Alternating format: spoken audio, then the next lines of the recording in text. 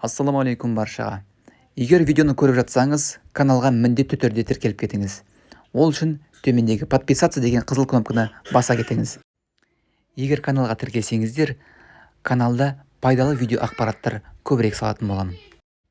YouTube'тың айтуы бойынша оқырмандарымның 60% каналға тіркелмеген екен. Сондықтан қазақша контентті қолдап, каналға тіркеліп, достарыңызға, чаттарға таратыңыздар. Ассаламалейкум достар. ВАЗ автокөліктерінде егер спидометр жасамаса қалай тексеру керек? Ең алдымен зажигание ашып қоямыз көлікте. Содан кейін коробкада тұрған датчикті штекерін шешіп аламыз. Мына жерде коробканың үстінде датчик тұрады. Оны көбі біледі. Соның штекерін шешіп аламыз. Мінекей. Жақындап жүрейік кішкене. Штекерін шешкеннен кейін контролькамен қараймыз.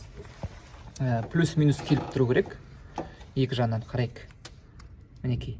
Бізде мына бірінші контакт плюсіміз. Содан кейін үшіншісі ол минус. Демек, бір және үшінші контактілер минус болады. Ал ол плюс пен минус, яғни датчикке питание деген сөз. Ал ол ортасындағы контакт біз енді осылай слабый плюс болып жанып тұрады. Ол приборға кететін, яғни сигнальный біздің контактымыз. Енді біз қараймыз, проводка жағы дұрыс па, дұрыс емес пе, осылай плюс пен минусты қарап алғаннан кейін ортасындағы провод приборға дейін жете ме, жетпей ме, жетсе біздің приборымыз істей ме, істемей ме, қалай тексереміз? Ол үшін біздер мынандай лампочка аламыз. Қарапайым, бұны да контролька деп айтады.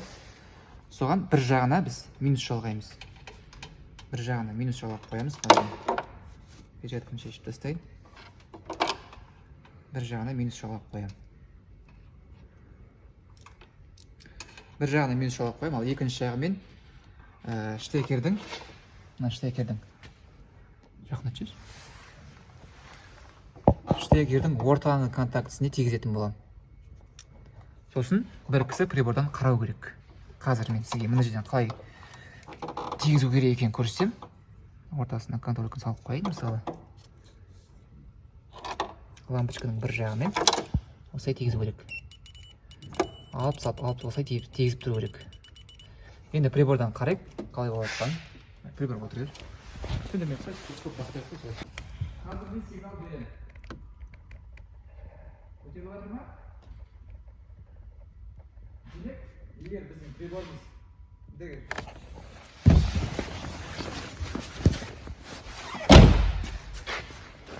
Егер біздің приборымыз көтерілсе, онда біздің сигнальный проводымыз, приборға дейін баратын проводымыз сау деген сөз. Егер плюс пен минус келмесе, датчик істемейді. Демек, ең алдымен плюс пен минус келіп тұру керек датчик жұмыс істеу үшін. Содан кейін ортасындағы провод приборға дейін сау болу керек. Ортасындағы провод плюс бар, үшінші контакт минус бар, ортасындағы провод сау бізде приборға дейін жетіп және көтеріліп тұр. Енді датчикті қалай тексеруге болады? Мысалы, датчик бұл көлікте осындай датчик екен. Кейбір датчиктер осындай штекері бірге болады. Мындай проводы болмайды бөлек. Оны қалай тексереміз? Көлікке салып қоямыз. Жақындатшы. Көлікке кен қарай штекерді салып қойдым. Штекер қолымда. Енді біз мына тросты айналдыру керек. Ол үшін мен шуруповертті қолданам. Шуруповертті былай салып қоям да. Тросқа кигізіп алам.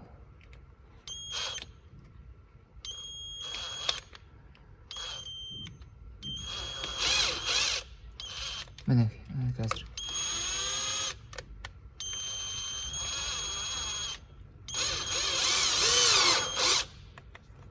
Мінекей, шуруповертқа қысырып қойдым да тросты. Енді айналдырам.